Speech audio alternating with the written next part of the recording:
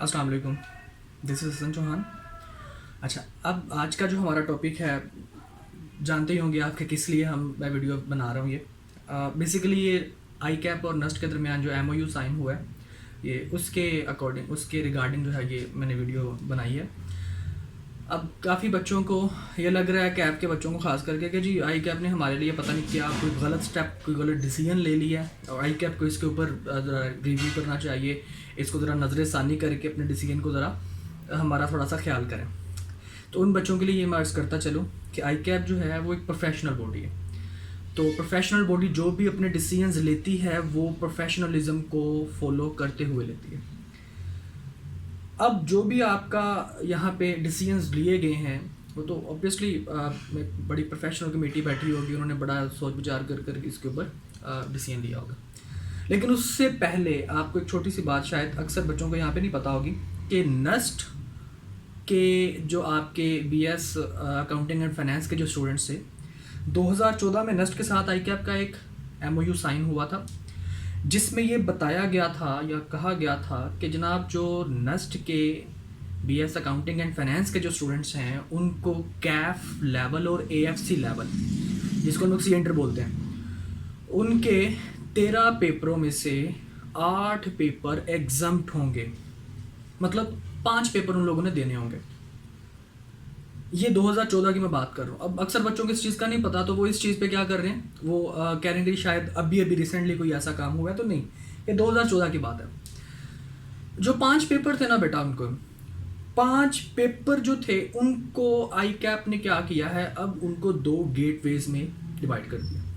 आई cap ने कहा जी आप अगर अकाउंटिंग एंड फाइनेंस यानी कि 4 साल का बीएस अकाउंटिंग एंड फाइनेंस, वो भी नस्ट में से, जहाँ पे एडमिशन लेने के लिए भी हमें अच्छे खासे मार्क्स चाहिए होते हैं, ऐसे इंस्टीट्यूट में से बीएस अकाउंटिंग एंड फाइनेंस करने के बाद 4 साल का आप कैफ लेवल जो है आपका इनके सी इंटर जो है वो आपका एग्जाम्प्ट हो सकता है अगर आप 2 गेटवेज पास आउट कर जाएं।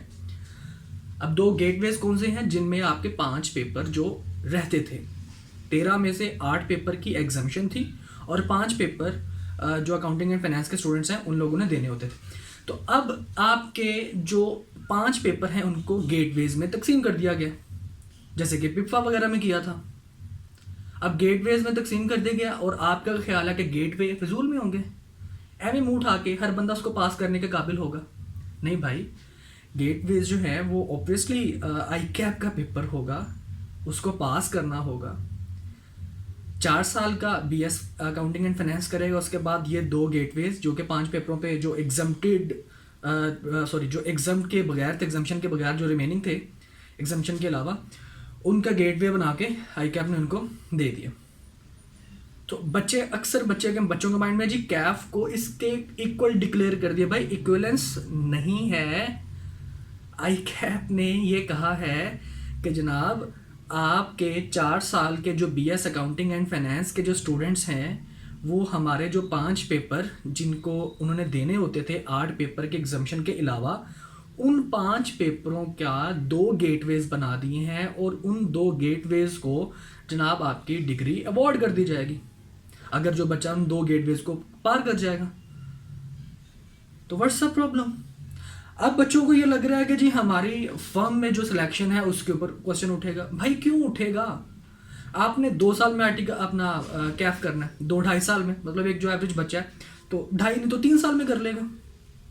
उसका 4 साल का पहले बीएस अकाउंटिंग एंड फाइनेंस है, उसमें भी वही कुछ है, वही उसमें भी आईएफआरएस उसमें भी वैसे ही पढ़ाए जाते हैं जैसे यहाँ पे हम लोग मतलब कि इसको डील करते हैं। 4 साल का अकाउंटिंग एंड फाइनेंस, उसके बाद 2 गेटवेज पास करने के बाद यहाँ पे हमारे पास जो है वो जिसका जो कैफ है वो एग्जाम्प्ट होता है। ठीक है, अब बात में आ गई है कि आपकी प्रेफरेंस की। तो भाई ग्रेजुएट अगर कोई बंदा नस्ट में से है तो ऑब्वियसली वो आर्टिकल्स तो करेगा, इंटर्नशिप करेगा। तो आर्टिकल्स के लिए आप लोगों को प्रेफर नहीं किया जाएगा या किया जाएगा वो तो फर्म वाले बेहतर जानते हैं। लेकिन मेरा ख्याल है, मेरा जो पर्सनल एक्सपीरियंस है या जो मेरी बात है, मेरा ख्याल है कि जो कैफ वाले बच्चे हैं वो ज़्यादा सिक्योर्ड होंगे क्योंकि वो सीए के रेलेवेंट बंदे होंगे। अब सीए के रेलिवेंट बनने का क्या मतलब है जी, आपके सीए के जो स्टूडेंट्स हैं ऑब्वियसली एक चार्टर्ड अकाउंटेंट फर्म है, तो वो किसको ज़्यादा फोकस करेगी कि जी इस बंदे ने आगे हमारे लेके चलना है, इस बंदे ने सीए को देखा होगा, जैसे मैं जिस वे में आया हूँ उसी वे से ये आया होगा। तो अब हर बंदा तो अकाउंटिंग एंड फाइनेंस करके वो जॉब की तलाश में, मतलब 4 साल वो ऑलरेडी खजल खुआर हो चुका है, तो अब वो कैफ के लिए गेटवे मतलब कि देगा और कैफ को एग्जाम करवाएगा और बाद में आर्टिकल्स करेगा, फिर सीफैप और एमएसए की तरफ जाएगा, तो बड़ा मुश्किल है। आएंगे कुछ बच्चे लाजमी आएंगे, लेकिन हर बंदा नहीं आएगा। तो अगर आप ये कहते हैं कि आपकी प्रेफरेंसेस कम हो जाएंगी, तो भाई आपकी प्रेफरेंसेस कोई कम नहीं हो रही, आप हर लिहाज से सिक्योर्ड हैं। आई कैप को बड़ा कंसर्न है आपके साथ, मेन बॉडी तो भाई साहब आई कैप ही है ना, और आप मेन स्टूडेंट जो है वो आई कैप के ही है ना, नस्ल तो हमारा एडॉप्टेड है ना तो एडॉप्टेड बच्चा जैसा भी हो अपने सगे बच्चे से बढ़ के नहीं हो सकता, ठीक है। तो आपको जो सिक्योरिटी है वो जॉब सिक्योरिटी, प्रोफेशनल सिक्योरिटी, वो आपको मिलेगी, डोंट वरी अबाउट दैट। और रही बात आपके इसकी हाइप क्रिएट करने की, तो भाई हाइप क्रिएट करने का तो हम पाकिस्तानियों को मौका चाहिए। मेरी जान, मेरे भाइयों, मेरी बहनों, जो भी मुझे सुन रहे हैं, आपके पास टाइम नहीं है, ख़ास करके कैफियंस, कि आप इस चीज़ के मामलात में पढ़ें। यार 20-21 तारीख को आपके पेपर स्टार्ट है और आपने ऊपर से ये हल्ला गुला मतलब शुरू कर दिया। भाई आप अपने पेपर दो ना यार, अपने एग्जाम्स को पास करो। हिटलर की बड़ी ज़बरदस्त एक बात मुझे मेरे माइंड में आ गई, वो मैं कहना चाहूँगा। उसने कहा था, if you don't like the rules just follow that and reach up to the top, then change that. चुप करके फॉलो करते जाओ, अगर अच्छा नहीं लगता भाई मेंबर बनो, प्रेसिडेंट बनो, प्रेसिडेंट बनने के बाद रूल को चेंज कर दो, कौन पूछेगा, चेयरमैन बनो, कोई मसला नहीं। तो जब उनकी सीट पे बैठोगे ना, खुद ही आइडिया हो जाएगा कि कहना आसान है, इम्प्लीकेशन थोड़ी सी मुख्तलिफ होती है। तो इसलिए इस चीज़ को हाइप क्रिएट ना करो, पेपर दो चुप करके, अपने पेपर पास करो, पेपर पास करके फर्म में जाओ, प्रोफेशनल लाइफ में आओ, थोड़ा सा प्रोफेशनलिज्म अपने अंदर लाओ। हाइप क्रिएट करने का कोई फ़ायदा नहीं है। और ये कहना कि जी हमारे नस्ट मिल गया तो जनाब हमारा नस्ट जो है वो हमारा सत्यानाश कर देगा, ऐसा कुछ नहीं है यार। उनका अपना इंस्टीट्यूट है, उनके अपने जो हैं वो प्रोटोकॉल्स हैं, आपके अपने प्रोटोकॉल्स हैं। तो इसलिए हाइप क्रिएट करने की बजाय अपनी तैयारी अच्छी करो, कैफ में इसको पास करो और अपना जो पेपर है उसको दो अच्छे तरीके से, और आगे प्रोफेशनल लाइफ में अपनी आओ, ठीक है। अब इंशाल्लाह ताला मुझे उम्मीद है कि जिन बच्चों के माइंड में ये एम्बिगिटी थी कि पता नहीं क्या हो गया क्या नहीं हुआ, उनको घबराने की ज़रूरत नहीं है।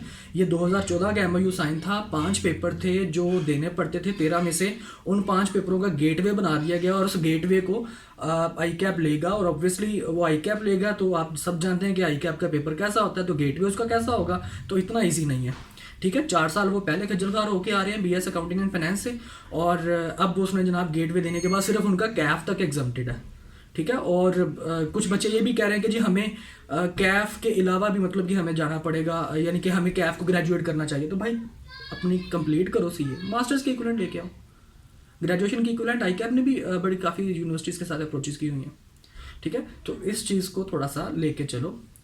तो बाकी इंशाल्लाह ताला अगर कोई मसला हुआ तो ऑब्वियसली हम सारे स्टूडेंट्स जो हैं वो इकट्ठे हैं, यूनिटी है हमारे अंदर, तो कोई मसला नहीं है ऐसा। तो आप लोगों ने अपना पेपर को ध्यान से देना।